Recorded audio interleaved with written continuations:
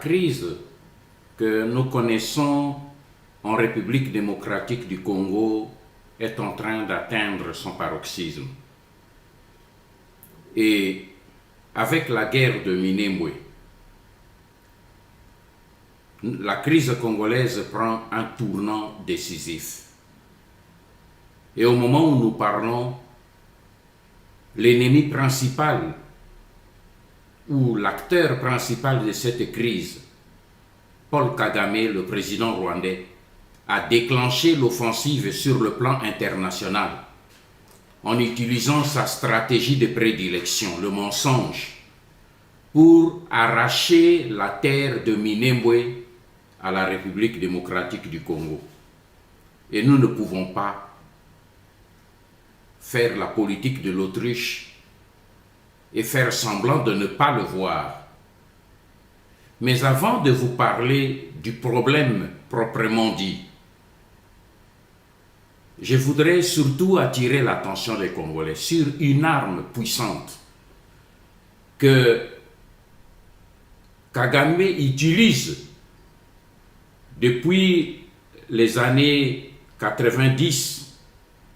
1990, lorsqu'il a commencé sa campagne en Ouganda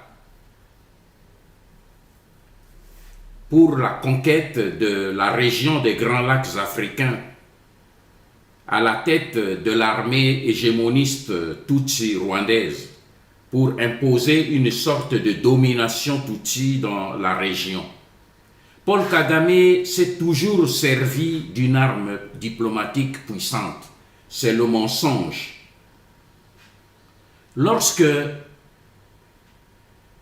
en 1990, les troupes rwandaises de APR avaient commis des massacres sur les civils Hutus et Tutsis rwandais pendant la première offensive que Kagame avait lancée contre Kigali à l'époque, eh bien, tous les crimes qu'avaient commis les troupes de l'APR ont été imputés à l'armée de Juvenal Habyarimana, le président du Rwanda à l'époque des faits. C'est la technique qu'utilise. J'ai fait ce rappel historique pour comprendre ce qui se passe aujourd'hui au niveau de Minembwe. Parce que si vous ne comprenez pas l'histoire, vous risquez de ne pas comprendre le présent. En 1994, Kagame va recourir à la même méthode. Il avait planifié minutieusement, avec l'aide des pays occidentaux, de certains pays occidentaux, la guerre civile à Kigali, pour saboter le processus de paix d'Arusha en Tanzanie. Processus qui organisait les élections démocratiques. Et Kagame et ses alliés occidentaux qui le soutenaient savaient très bien qu'il ne pouvait pas gagner les élections avec son mouvement mono-ethnique Tutsi, parce que cette armée ne représentait que 20% de la population rwandaise, alors que 80% de la population rwandaise est Hutu. Et lorsque Paul Kagame planifia l'assassinat du président Habyarimana avec l'intention avérée de déclencher le génocide des Tutsis, il avait aussi organisé une forte campagne, toujours avec l'appui de ses alliés occidentaux, une campagne médiatique pour faire porter aux seuls extrémistes Hutus la responsabilité de ce génocide de près de 900 000 Tutsis et Hutus rwandais. Il a fait croire au monde entier que seuls les Hutus avaient assassiné des Tutsis. Aujourd'hui, ce plus grand tissu de mensonges de l'histoire du monde et de l'Afrique est heureusement en train d'être désintégré grâce au témoignage des anciens complices et proches de Paul Kagame. Mais sa stratégie de faire porter ses crimes à ses victimes par le mensonge ne s'arrêta pas là. Parce qu'en 1996, lorsqu'il a voulu agresser le Zaïre pour occuper la riche région du Kivu, avec la perspective de l'annexer au Rwanda, Paul Kagame s'est servi des deux mensonges comme prétexte. Il a d'abord catégoriquement refusé le retour des réfugiés civils rwandais dans leur pays et quelque temps après, il a prétendu que ces mêmes réfugiés menaçaient de retourner au Rwanda pour poursuivre le crime de génocide contre les Tutsis. Il a ensuite instrumentalisé les tensions sociales qu'il avait planifiées au sein de la communauté rwandaise réfugiés au Zaïre depuis des années et qui se sont baptisés du nom de Banyamulenge. Vous vous souviendrez qu'après cette guerre d'invasion, chaque fois que Paul Kagame a voulu déstabiliser la RDC, il a toujours recouru au mensonge en envoyant les troupes rwandaises sur le territoire congolais, mais en leur donnant faussement l'identité congolaise et partant l'étiquette d'une rébellion pour faire porter la responsabilité des crimes qu'ils vont commettre au peuple congolais qu'on qualifie faussement de rebelles alors qu'il s'agit des militaires rwandais. Ce qui est évidemment préjudiciable pour les Congolais. C'est ainsi que la deuxième guerre d'invasion, rappelez-vous de cela, a été baptisée de la rébellion du RCD Goma, alors qu'il s'agissait des troupes rwandaises. Et la troisième guerre d'agression a été baptisée de rébellion du CNDP, de Kundabatware, alors qu'il s'agissait des attaques des Rwandais. Et enfin, il y a eu la quatrième guerre, celle des troupes rwandaises baptisées de M23 que vous connaissez tous. Et en plus de ces agressions rwandaises camouflées en rébellion, Paul Kagame se sert depuis des années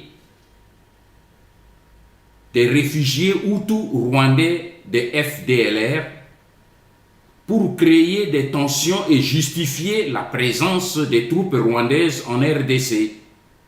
Mais tout le monde sait qu'après 26 ans d'exil en RDC, ceux qui composent aujourd'hui cette milice rwandaise ne sont plus les anciens militaires de Habyarimana, dont la majorité a disparu et d'autres en retraite. Les FDLR aujourd'hui sont composés en majorité des jeunes Hutus rwandais recrutés et formatés par Paul Kagame et instrumentalisés par lui. Comme on le voit, la stratégie essentielle de Paul Kagame et du lobby expansionniste Tutsi repose essentiellement sur le mensonge. Et c'est de là que je vais vous parler aujourd'hui. La technique consiste à transformer les victimes en coupables par la magie du mensonge soutenue depuis 1990 jusqu'à ce jour par des lobbies politico-mafieux opérant à partir des États-Unis d'Amérique et utilisant des puissants médias internationaux. Et aujourd'hui, pour accélérer le processus d'occupation de Minembwe, Kagame vient de lancer la campagne en faveur des Banyamulenge en Arizona aux États-Unis d'Amérique. Voilà pourquoi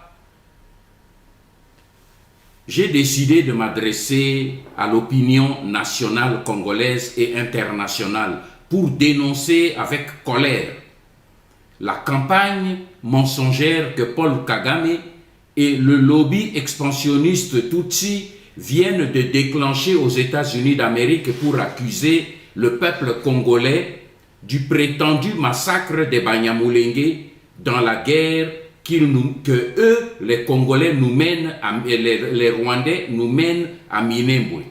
Et ça, c'est du cynisme à l'état pur. En effet, le mercredi 10 juillet 2019, la communauté rwandaise autoproclamée Congolais Banyamulenge, habitant Phoenix en Arizona aux États-Unis d'Amérique, a organisé une manifestation populaire sous l'égide d'un sénateur américain de l'Arizona, Tony Navarrete, représentant le district 30. Le but de la manifestation était de permettre aux ressortissants Tutsi rwandais qui se présentaient comme des Congolais d'alerter le public américain sur les prétendus massacres des Banyamulenge et sur la chasse, leur chasse par les ethnies congolaises. Tous ces mensonges ont pour but de solliciter l'aide humanitaire du peuple américain et l'appui des autorités politiques des États-Unis en faveur des prétendus Banyamulenge. Ainsi, dès le début de la manifestation, le sénateur Tony Navarrete a introduit le porte-parole de la communauté des prétendus Banyamulenge qui s'est présenté au public américain sous le nom de Douglas Gassora, et ce monsieur leur a tenu le discours suivant, dont je vous livre la version française libre. Je le cite. Voici la déclaration. Je suis ici pour parler au nom de la communauté Banyamulenge de Phoenix en Arizona. Nous avons un petit mais un important message à vous transmettre. Ce message est contenu dans ce communiqué de presse. Et maintenant, il fait la lecture de ce communiqué de presse. Nous, ressortissants de l'ethnie Banyamulenge de la RDC, vivant à Phoenix, voudrions vous décrire le contexte et vous faire une mise au point sur la crise humanitaire actuelle qui affecte nos populations dans la région de Minembwe et du Kivu. Des enfants, c'est lui qui continue, hommes, femmes, Banyamulenge innocents sont tués et sont systématiquement expulsés de leurs maisons, chassés de leurs terres. Leurs réserves de nourriture, leurs nombreux animaux d'élevage sont pillés et abattus. D'innombrables villages sont incendiés et des milliers de personnes sont forcées de fuir dans les forêts vers les endroits inconnus. On estime qu'environ 40 000 personnes d'ethnie Banyamulenge ont été déplacées dans la région du centre de Minembwe. Au moment même où nous vous faisons cette présentation, ces hommes sont à la merci des intempéries et autres aléas de la nature, sans couverture adéquate ni à vêtements chauds. Les besoins alimentaires et médicaux sont actuellement à un niveau critique.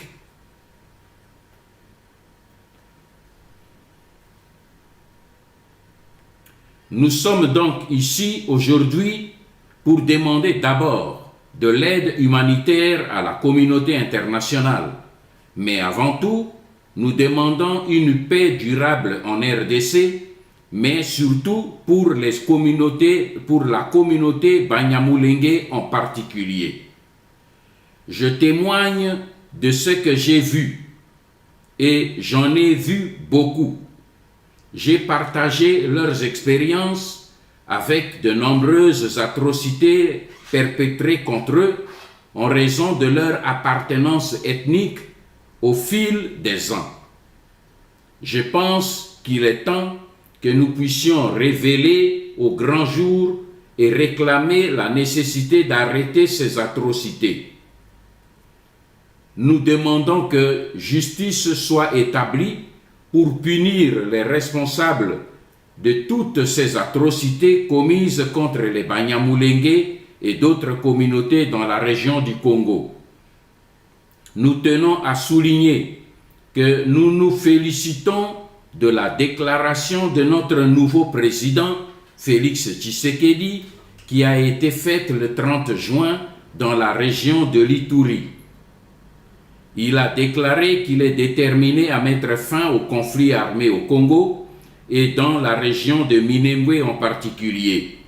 Mais nous souhaitons également saluer la déclaration faite par le commandant de l'armée de la RDC, le général Gabriel Amis Tangofor, en juillet 2009, notamment lors de sa visite à Minembwe. Il s'était également engagé à mettre fin à la violence contre les civils et à installer une paix durable dans cette région du Congo. Nous demandons donc une fois de plus à la communauté internationale de faire pression sur le gouvernement congolais pour qu'il tienne ses promesses et pour que la paix soit obtenue dans l'ensemble de la RDC, dans la région du Kivu en général et dans le Sud Kivu en particulier, et plus précisément pour les Banyamulenge à cause des atrocités qu'ils subissent. Avant de terminer, nous aimerions saisir cette occasion pour remercier tous ceux qui nous ont aidés à organiser cet événement. Tout d'abord, nous voudrions remercier toute la communauté Banyamulenge vivant en Arizona et dans la région de Phoenix d'être venus et d'être la voix des sans-voix du Congo. Nous voudrions également remercier le sénateur Tony Navarrete pour ses efforts et son aide pour nous avoir amenés ici et pour faire en sorte que ce message soit transmis. Et nous remercions également le représentant Tony Caron et le chef de la police, M. Jane. Nous voudrions également remercier le département de la police de Phoenix et de nous avoir donné cette opportunité et de nous avoir permis de venir ici. Nous vous remercions et espérons que ce message sera propagé. Nous voulons nous assurer que tous ceux qui se trouvent à proximité entendront ce message et pourront agir. Je vous remercie. Fin de citation. Ce communiqué des prétendus Banyamulenge que je viens de vous lire, pour que chacun des Congolais puisse en prendre connaissance, parce que le document et le communiqué étaient en anglais. Si nous regardons ce communiqué, nous pouvons faire quelques observations. Premièrement, dans ce communiqué de presse, les prétendus Banyamulenge se présentent comme étant des victimes, ce que je vous disais, de la violence des Congolais. C'est eux, les Banyamulenge, qui deviennent maintenant des victimes, et le communiqué pousse le culot jusqu'à préciser qu'il y a plus de 40 000 Banyamulenge qui ont été chassés de leur village. C'est ce qu'ils disent aux Américains maintenant. Et pour semer la confusion, les Banyamulenge utilisent le vocable que l'ONU utilise quand il parle des Congolais qui ont été chassés, les déplacés. Vous voyez la technique pour semer la confusion. Parce que l'ONU parle souvent des déplacés. Or, si je prends un document de l'ONU que j'ai sous mes yeux, une fiche de l'ONU de juin 2017 à la page 1, ce rapport dit ceci. En juin 2016, la République démocratique du Congo comptait 1 700 000 personnes déplacées. 1 700 000 personnes déplacées. 12 mois plus tard, poursuit le rapport de l'ONU, la RDC est le pays africain le plus affecté par les déplacements internes avec 3 800 000 personnes déplacées. Cette forte augmentation explique le rapport, plus grande que la population de Bruxelles, est née des violences dans le Kasaï qui ont poussé plus de 1 million de personnes à quitter leurs habitations, ainsi que dans le Tanganyika et le Nord Kivu. Les femmes constituent 52% des personnes déplacées et les familles d'accueil, 80% constituent le mode principal d'accueil. Fin de citation. Et si nous comparons maintenant les données de l'ONU avec les élucubrations des prétendus Banyamulenge aux États-Unis, eh bien on peut se poser la question. Comment une population de Banyamulenge qui n'atteint même pas 100 000 hommes peut-il prétendre être victime des Congolais qui les chassent alors que les Congolais chassés sont plus de 1 700 000 personnes qui ont été chassées. Alors on pose la question, qui est en train de chasser qui? Et ça c'est l'œuvre de Kagame. Les Congolais ont été chassés plus de 1,5 million dans cette même région du Kivu. Et les Banyamulenge disent que c'est eux qui subissent les sévices des Congolais et il y a plus de 40 000 Banyamulenge qui ont fui. Alors, qu'on pose la question, qui est en train de chasser qui? Et les 700, la vérité est que le monde doit savoir, c'est que les Rwandais veulent escamoter cette vérité, c'est que l'armée rwandaise opérant en RDC, et quand je dis l'armée rwandaise opérant en RDC, il s'agit de l'armée qui vient du Rwanda et de l'armée qui vient du Congo, dirigée par les Rwandais. Toutes ces armées sont des armées rwandaises, que ce soit au Rwanda comme au Congo qui est occupé, ces armées sont rwandaises et ce sont ces armées qui s'en prennent aux Congolais, aux ethnies congolaises. C'est ça la vérité. Et c'est ça ce que nous ferons comprendre aussi aux Américains. Parce que j'ai décidé, comme ils ont dit qu'ils vont écrire au Sénat, nous allons nous aussi écrire. Comment une population de Banyamulenge qui est seulement dans le Kivu peut se prétendre des exactions qui sont commises au Katanga et dans les Kasaï, alors qu'ils sont à Minembwe.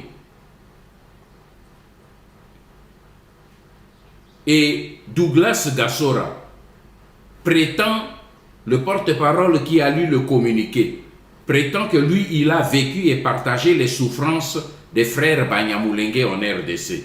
C'est bien. Mais est-ce qu'il peut nous dire avec quel passeport il a quitté le RDC pour arriver aux États-Unis? Et qui lui a donné ce passeport? Alors qu'il y a des millions de Congolais déplacés qui ont fui. Ils n'ont pas de passeport pour arriver aux États-Unis. Mais lui, il a fui quand? Il a eu son passeport quand? Il l'a eu comment? Et il a quitté le pays comment? Qui sont favorisés en RDC? Les Congolais autochtones ou les soi-disant Banyamulenge? Ce sont autant de questions que nous allons soulever.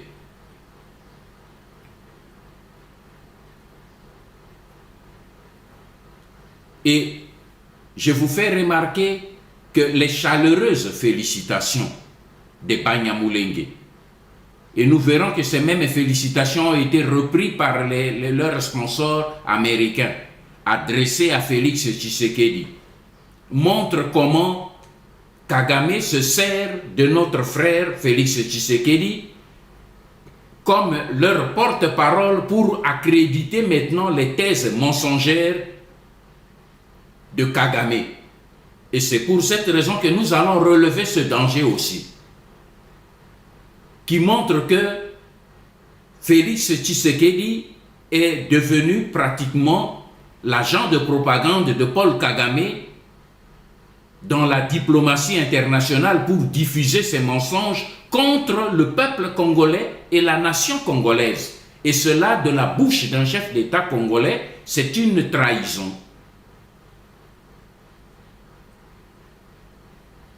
Mais après la lecture du communiqué de presse de Douglas Gassora, le sénateur américain Tony Navarrete a repris la parole pour expliquer au public américain et à la presse la portée réelle des manifestations de ce jour.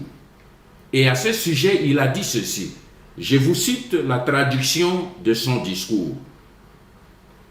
Ce qui se passe, c'est que la communauté derrière vous, donc la communauté Banyamulenge, est véritablement en train de s'organiser, écoutez-le bien, excusez-moi, est véritablement en train de s'organiser non seulement ici dans l'état de l'Arizona, mais dans tout le pays, donc dans tous les États-Unis, et nous voulons assurer que nos dirigeants politiques puissent écouter leur message. Je vous assure, il poursuit, je vous assure donc que nous ferons un effort particulier pour faire parvenir ce message aux 2 membres du Congrès de l'Arizona au Capitole, à Washington, les sénateurs Max Sally et Sinema, afin qu'ils exercent la pression nécessaire sur le gouvernement congolais. Il poursuit, je souhaite féliciter le président de la RDC, Tshisekedi, pour certaines déclarations qu'il a faites, parce qu'il a déclaré qu'il veut voir la violence cesser dans l'est du Congo et qu'il veut s'assurer que ces communautés Banyamulenge soient protégées. Mais nous voulons nous assurer que ce ne sont pas que des mots, mais qu'il y aura véritablement des actions de justice pour des milliers de vies qui ont été détruites simplement à cause de l'intolérance et de la discrimination, à cause du refus de considérer quelqu'un d'autre comme un être humain. Fin des citations. Remarquez vous-même déjà cette campagne mensongère qui commence. Comme on peut le constater, la manifestation des prétendus Congolais Banyamulenge de Phoenix en Arizona est loin d'être un phénomène spontané et isolé des Tutsis rwandais. Mais, comme l'a dit le sénateur Tony Navarrete, il s'agit là du lancement d'une vaste campagne qui vise à mobiliser le peuple et le gouvernement des États-Unis d'Amérique en faveur des prétendus Banyamulenge présentés là-bas comme une ethnie minoritaire victime de la barbarie des autres ethnies congolaises qui leur arrachent leurs terres et leurs biens. Et mes frères, si nous ne faisons rien, demain, ce sont ces puissants médias mensonges des États-Unis et d'Europe qui vont s'emparer de cette thèse pour l'accréditer et réclamer que Minembwe soit cédé aux Rwandais, déguisé derrière le vocable de Banyamulenge pour les protéger contre la violence des Congolais. Ainsi, du statut des criminels, les Tutsis rwandais qui ont violé et tué les millions de Congolais vont devenir des victimes à protéger contre les méchants Congolais que nous sommes devenus. Et pendant ce temps-là, malheureusement, la communauté congolaise des États-Unis est totalement invisible et absente de la scène. C'est malheureux. Tandis qu'en République démocratique du Congo, la classe politique congolaise, toutes tendances confondues, est plongée dans la course au pouvoir où chacun se bat pour avoir accès à la mangeoire nationale. On distrait le peuple avec des querelles stupides du bureau du Sénat, des postes ministériels, des tensions au sein des alliances et des coalitions politiques, et j'en passe. Et quand je lance le cri d'alarme pour prévenir le peuple congolais contre ce danger, certaines voix s'élèvent pour me traiter d'extrémiste. Et pourtant, mes frères, le danger est sur nos têtes.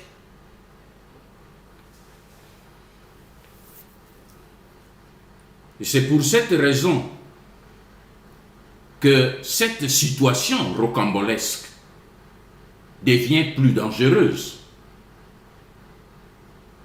La situation que nous venons de vous décrire, elle devient plus dangereuse quand on considère que les Rwandais et leurs alliés et complices occidentaux ne jurent plus que par le nouveau chef d'État congolais, Félix Tshilombo Tshisekedi, pour ne pas le citer, dont le discours et les déclarations politiques ne font que soutenir la campagne mensongère visant à faire porter au peuple congolais la responsabilité des crimes que les troupes rwandaises de Paul Kagame ont commis et continuent de commettre dans notre pays, la République démocratique du Congo, depuis 1996. Et si je suis venu m'adresser à vous, c'est parce que dans le communiqué final du sommet quadripartite entre les chefs d'État et de gouvernement de l'Angola, de la RDC, de l'Ouganda et du Rwanda, sommet qui s'est tenu à Luanda, en Angola, ce 12 juillet 2019,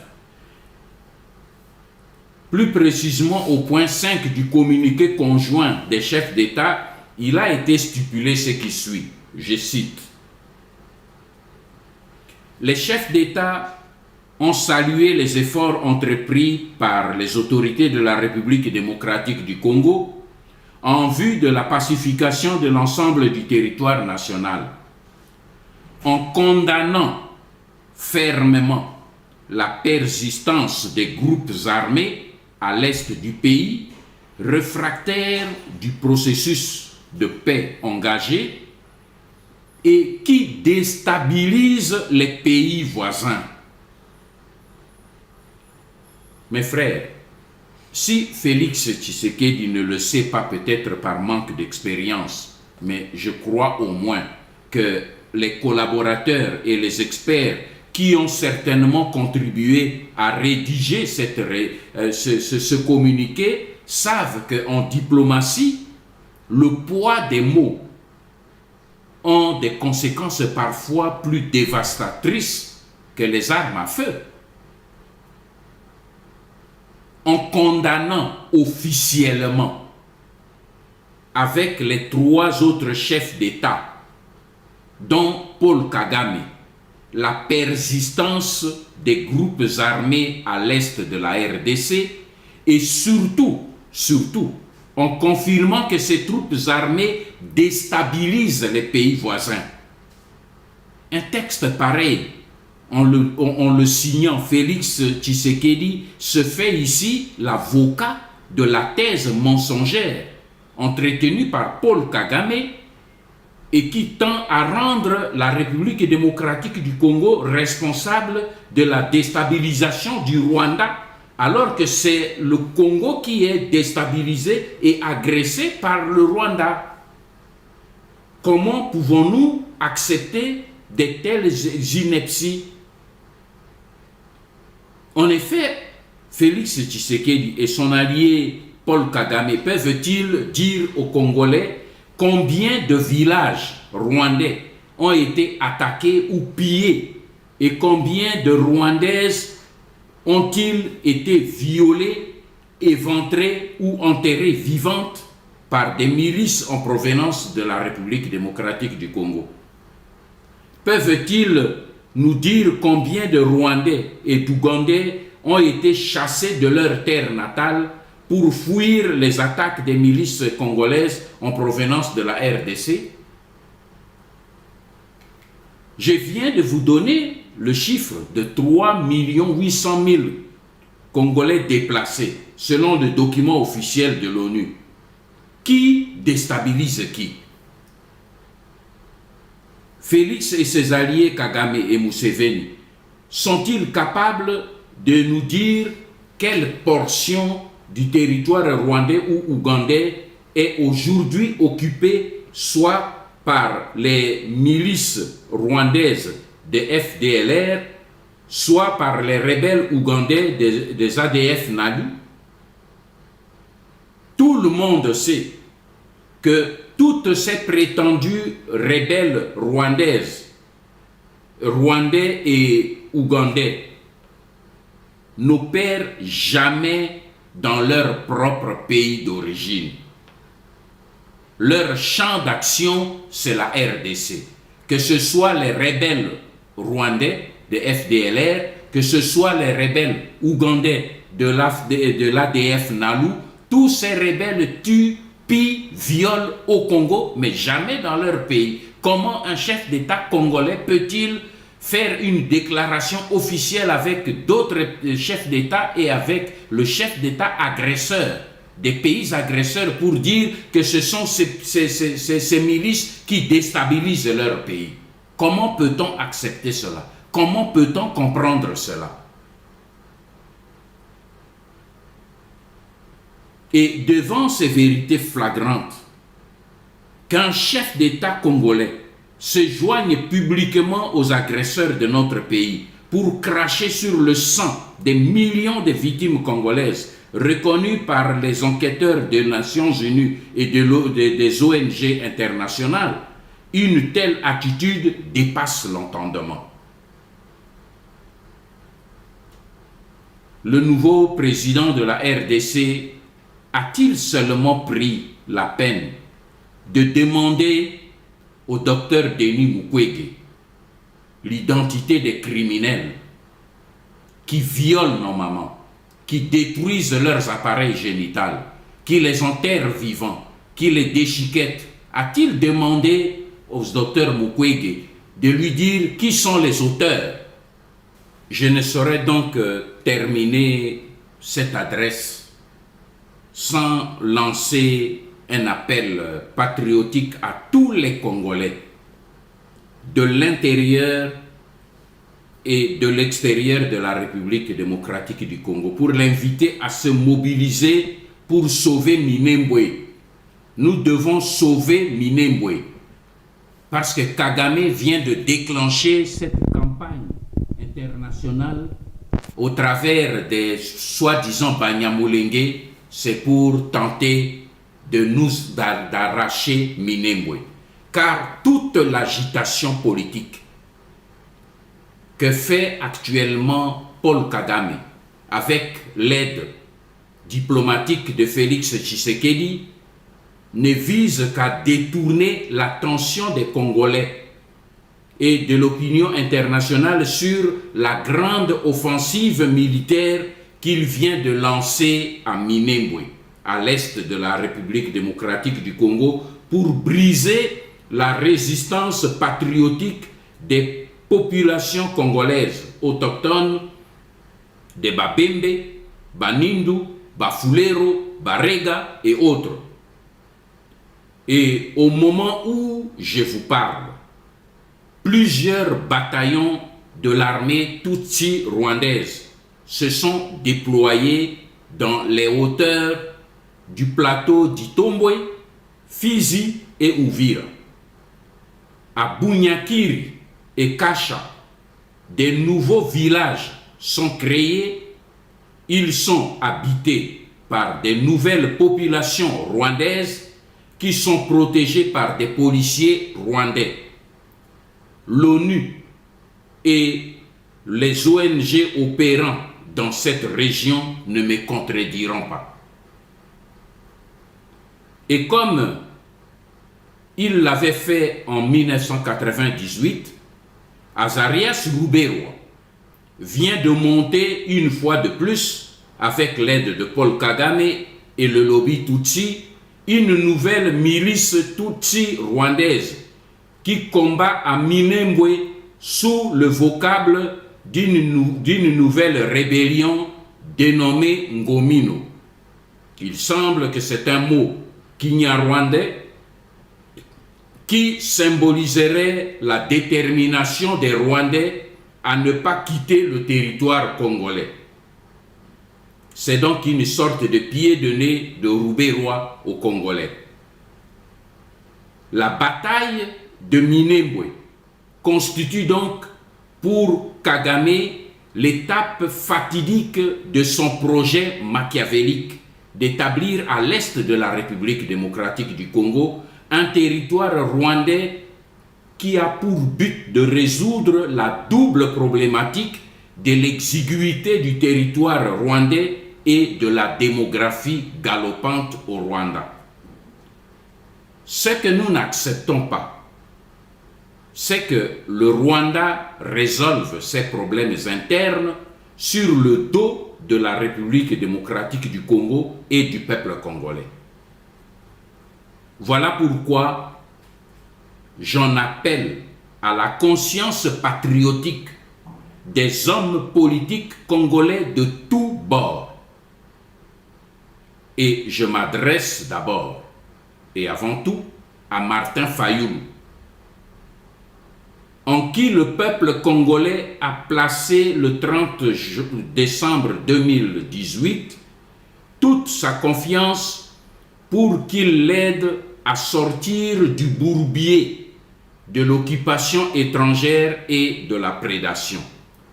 Je lui demande de dépasser le simple stade de la réclamation stérile des vérités des urnes auprès de ceux-là même qui sont les principaux auteurs de la fraude électorale de décembre 2018. Je l'invite à mobiliser plutôt définitivement le peuple congolais autour des vrais enjeux qui menacent son existence en tant que nation et de la mener à se dresser contre toutes les forces occultes qui menacent aujourd'hui dangereusement l'avenir du Congo. Je m'adresse à toutes les églises confessionnelles de la RDC ainsi qu'aux églises évangéliques et pentecôtistes. Je les invite à mobiliser la conscience de leurs fidèles en tant que croyants et citoyens congolais afin qu'ils se dressent courageusement contre les forces du mal qui entravent les valeurs spirituelles d'amour, de vérité, de justice, d'intégrité et du respect de la vie humaine et des biens d'autrui.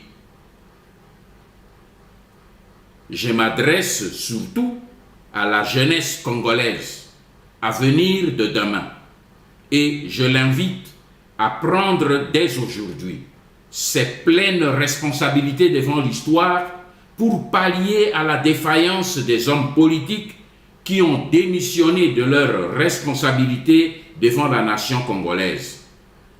Je l'invite à se débarrasser de toutes les formes de complexes et de peur et à prendre le flambeau en vue d'en rallumer le feu qui s'éteint.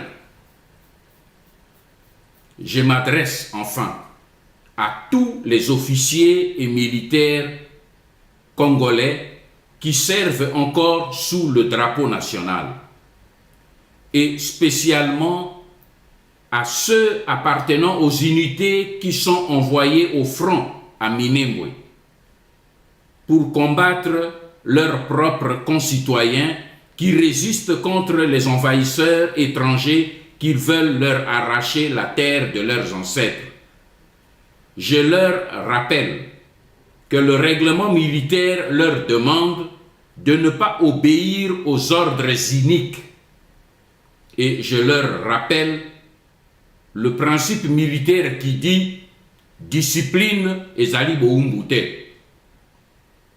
Entendez, la discipline ne veut pas dire servitude.